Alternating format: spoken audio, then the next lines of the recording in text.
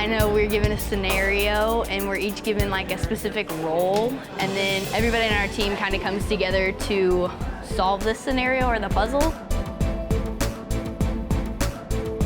It's really exciting because what happens here changes every year, so the scenario that they create, so you never really know what to expect. The most meaningful part, I think, is having the students get some real action leadership opportunities where they get to participate in leadership, but they get to do it kind of in a fail-safe opportunity where they get to try things out and see what leadership is actually like. It's really difficult, especially like once you figure something out and you're like, okay, we got our plan, we got it. Then something just comes in and messes it right up. And we're like, oh my goodness, now we have to rearrange, do something else. But I really like it and it's really fun.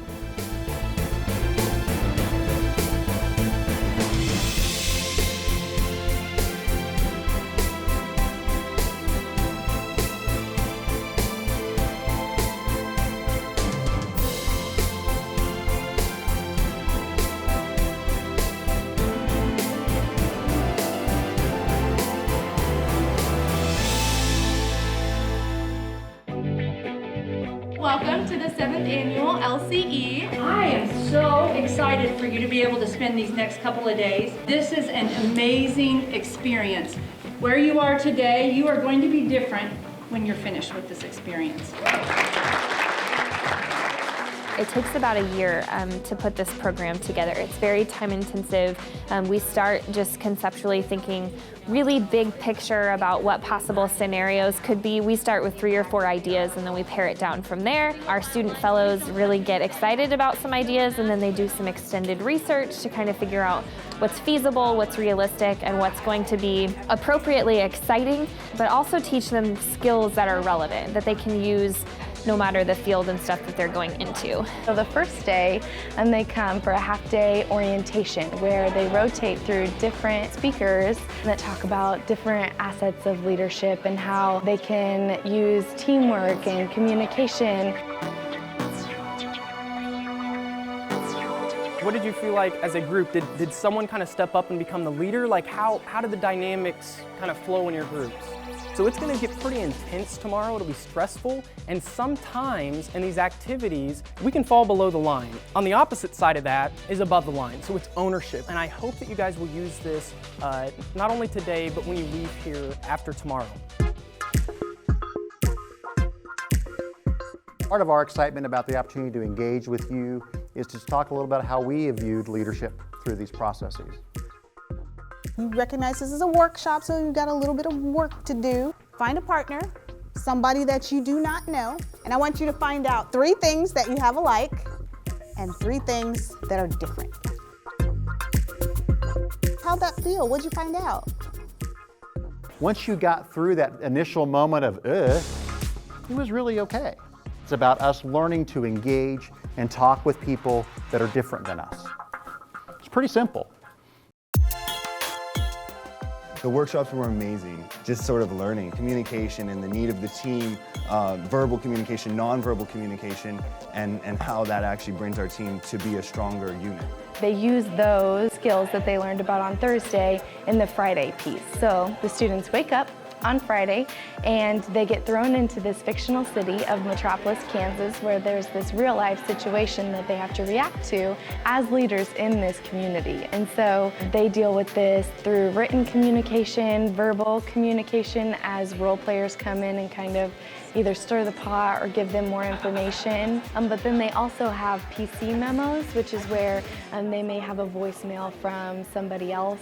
We've always used technology and videos to help sort of sell this storyline. So that's really what we're trying to do, is create this fictional city, this fictional world, because when the students get here the day of, they are truly immersed in the simulation and they don't breathe, they don't come up for air really until it's all over at the awards ceremony at the end of the day.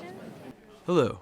My name is Luke Becker, and I am the events coordinator for Go Metro here in Metropolis, Kansas. It's funny, actually, because I'm a first-time volunteer to this event. I've never participated before. I've seen a lot in my day, but nothing has prepared me for what is going on in this community. So I played a role, and I guess this person, Luke, is a big deal. He planned the Honey Days Festival. The Honey Days Festival is the most anticipated and well-attended event in the state. So they're given a little bit of the story throughout the day. So during round one, they know that a lot of people are sick and that there's just mass chaos in the city. And they don't know what the situation is. They don't know if there is an epidemic. And so then in round two, they find out what the actual situation is, then have to react to it. And then in round three, they are asked to reflect on the decisions that they made in round one and round two, and then how to be more proactive if there is another epidemic in Metropolis, or for future leaders that can then use the information that they were given. When we started this program in 2011, we did a lot of research to see, is there a similar arena where students can compete about leadership, can demonstrate their ability to collaborate, to communicate, to practice leadership, but also be evaluated on it and then given critical feedback that they can use, that they can learn from. And we didn't find anything like that, so we created it.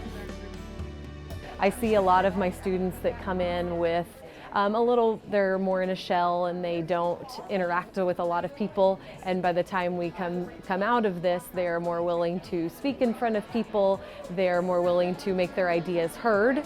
They like the fast pace, they like to get their feet wet, I guess, in the experience, and that's the part they really enjoy, is actually getting to do leadership.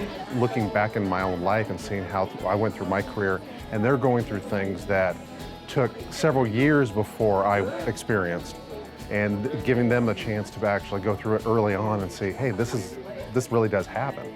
We're using like a possible real life situation. And I think that's what makes the experience so unique, is that, you know, in school we tend to use like algorithms or some sort of formulas, but for this, like, the formula is you. You know, it's in your hands, and you basically get to form your own equations to solve this problem. And I think that's what really makes it unique.